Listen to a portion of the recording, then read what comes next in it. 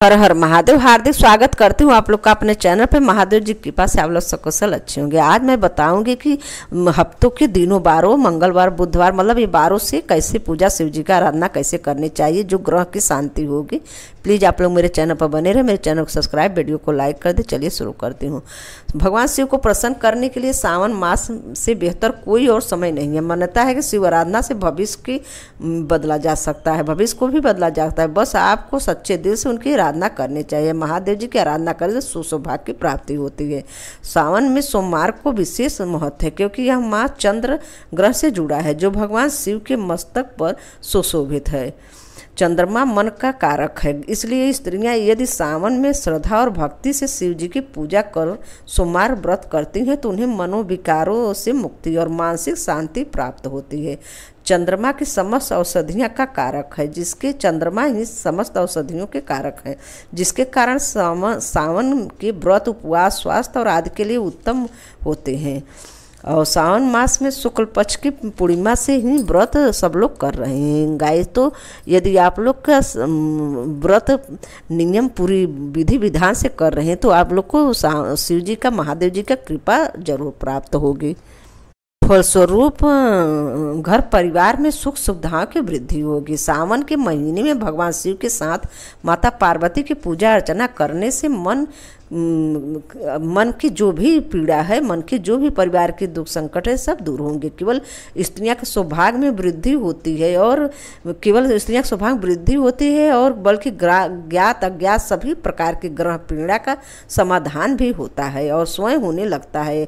पूरी शिव जी के महादेव जी की कृपा से हर ग्रह संकट अपनी ग्रह की पीड़ा से शांति देती हैं। स्त्रियां एकमात्र शिव की उपासना कर अनिष्ट ग्रहों से सरलता से मुक्ति पा सकती हैं। यदि जन्म की पत्रिका में सूर्य से संबंधित कष्ट है तो सावन में रविवार को शिव उपासना कर शिव मंत्रों का जप करें। यदि जन्म पत्रिका में चंद्रमा से संबंधित कष्ट है तो शिवलिंग पर दूध की धारा चढ़ाए तथा रुद्राभिषेक कराए। जन्म पत्रिका में मंगल से संबंधित कष्ट है तो सावन माह में मंगलवार के दिन मंगला गौरी का व्रत कर शिव सहित मां पार्वती की उपासना करें। यदि जन्म पत्रिका में बुध से संबंधित पीड़ा है तो सावन मास में बुधवार को गन्ने की रस से भगवान शंकर के रुद्राभिषेक करें। अगर लक्ष्मी प्राप्ति के लिए अगर करे तो गन्ने के रस से शुक्रवार के दिन गन्ने के रस से करने से लक्ष्मी की प्राप्ति होती है और बुधवार को गन्ने के रस से भगवान शंकर का रुद्राभिषेक करें। और बुध ग्रह की शांति पीड़ा शांति के लिए बृहस्पतिवार को बृहस्पति ग्रह से अगर निर्बल हो, कोई बृहस्पतिवार या कुंडली में ग्रह निर्बल हो तो उसके कारण कन्या के विवाह में आ रही बाधा हो तो शिवलिंग पर हल्दी मिश्रित दूध चढ़ाए। और यदि जन्म पत्रिका में शुक्र ग्रह से संबंधित कष्ट है तो पंचामृत शहद घृत से भगवान शिव का अभिषेक करें। यदि शनि की 7.5 से पीड़ा हो अथवा राहु केतु संबंधित कष्ट हो शिवलिंग पर काला तिल मिश्रित जल से पूरे सावन माह में अर्पण करना चाहिए। सावन माह में शिव की जो पूजा व्रत कुमारी कन्याओं को उनका मनचाहा वर दिलाती है। सावन मास में शिव जी की पूजा और व्रत से कुमारी कन्याओं को उनका मनचाहा वर दिलाता है तथा विवाहित स्त्रियों को सौभाग्य सुख में वृद्धि करता है। इसलिए प्रत्येक स्त्री को चाहिए कि अपने अपने घर परिवार की सुरक्षा और मनोकामना पूर्ति के लिए सावन में व्रत पूजा उपासना जरूर करे, अवश्य करे। हो सके मंदिर पर जरूर पहुंच जाए। एक लोटा जल हर समस्या का हल होता है। भगवान शिव जी हर समस्या का हल करेंगे।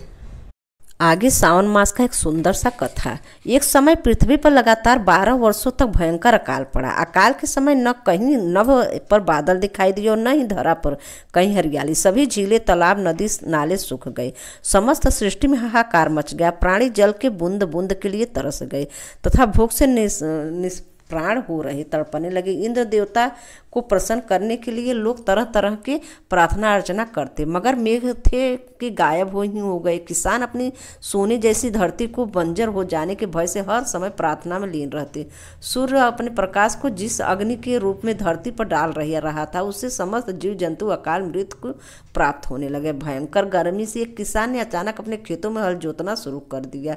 संयोगवश शिव पार्वती भ्रमण करते हुए वहां पहुंचे। कमजोर शरीर वाले उस किसान को बंजर धरती पर हल चला चलाते समय पसीने से लथपथ हुई। जब माता पार्वती ने देखा तो उनका हृदय पसीज गया। वह सोचने लगा, यह किसान बिना जल की धरती पर हल क्यों चला रहा है। तब जब तक अकाल की स्थिति है तब हल चलाने का कोई औचित्य नहीं होगा। इसी सोच में डूबी माता पार्वती शिव बोले कि पार्वती क्या सोच रही हो। पार्वती बोली, देव, इससे पिछले कई वर्षों से अकाल पड़ा हुआ है। बिना बारिश के इस बंजर धरती पर कुछ तो नहीं उगेगा। फिर इस किसान को क्या पड़ी है कि इस भयंकर गर्मी में धरती पर हल चला रहा है। इससे वह स्वयं भी परेशान हो रहा है और तथा बेचारे भूखे प्यासे बैल भी परेशान में है।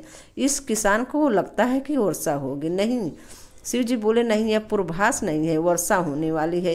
अकाल के 12 वर्ष का समय व्यतीत हो जाने से इस बात का भी आभास है कि निकट भविष्य में वर्षा का कोई संकेत नहीं। पार्वती शिव की बात काटते हुए कहा कि यह व्यक्ति मूर्खता क्यों कर रहा है। माता पार्वती शंका समाधान करते हुए बोले, इसे सब कुछ पता है फिर भी हल चला रहा है, इसलिए कहीं इसे लंबे अकाल में निठल्ले बैठने रहने से हल चलाना ही नहीं भूल जाए। शिव जी का उत्तर पाकर माता पार्वती उस किसान के कष्टों को निवारण का उपाय ढूंढने लगी। माता जानती थी कि भगवान शिव जब भी अपना वर्षादायी शंख बजाएं तो वर्षा होने लगती है। उन्होंने शिव से कहा, प्रभु, किसान का यह सोच कर कहीं हल चलाना ही न भूल जाए। इतना कष्ट उठाकर हल चला रहा है, लेकिन आपने भी तो इतने वर्षों से अपनी वर्षादायी शंख नहीं बजाया है। कहीं ऐसा न हो कि आप भी शंख बजाना भूल जाए। नहीं पार्वती, ऐसा कैसे हो सकता है। शिव तपाक से बोले, मैं शंख बजाना कैसे भूल सकता हूँ। पार्वती झट से बोली, ऐसा क्यों नहीं हो सकता स्वामी, इतने वर्षों से आपने शंख नहीं बजाया, ऐसे में हो सकता है कि आप शंख बजाना भूल गए हो। नहीं पार्वती, मुझे शंख बजाना आता है, पर शंख बजाना न मैं तो भूला हूँ और न ही भूल सकता हूँ। शिव पार्वती की शंका निवारण के प्रयास में कहा कि मगर पार्वती अपनी जगह अड़ी ही थी। कहने लगी, प्रभु, यदि ऐसा नहीं है तो एक बार बजाकर क्यों नहीं देख लेते। पार्वती की बात सुनकर शिव जी को लगा संदेह में घिर गए। संदेह निवारण करने के लिए उन्हें तुरंत अपनी झोली से वर्षादायी शंख निकाला और पूरे वेग से बजाने लगे। बस फिर क्या था, शंखनाद होते ही समूचे आकाश में मेघ घिर आए। काले रंग के घनघोर बादल आकाश में हो गए और बारिश होने लगी। ऐसा भला कैसे हो सकता है। शिव पूरे वेग से शंखनाद करते रहे और मेघ भी जोर जोर से बरस पड़े। देखते ही देखते मूसलाधार बारिश होने लगी।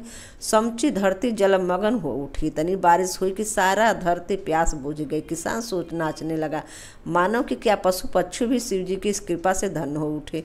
माता पार्वती इस समूचे संसार की प्रसन्नता से गदगद हो उठी। माता पार्वती जी अपनी व्यवहार कुशलता के कारण पृथ्वीवासियों को संकट से बचाने के कारण जगदम्बा कहलाई।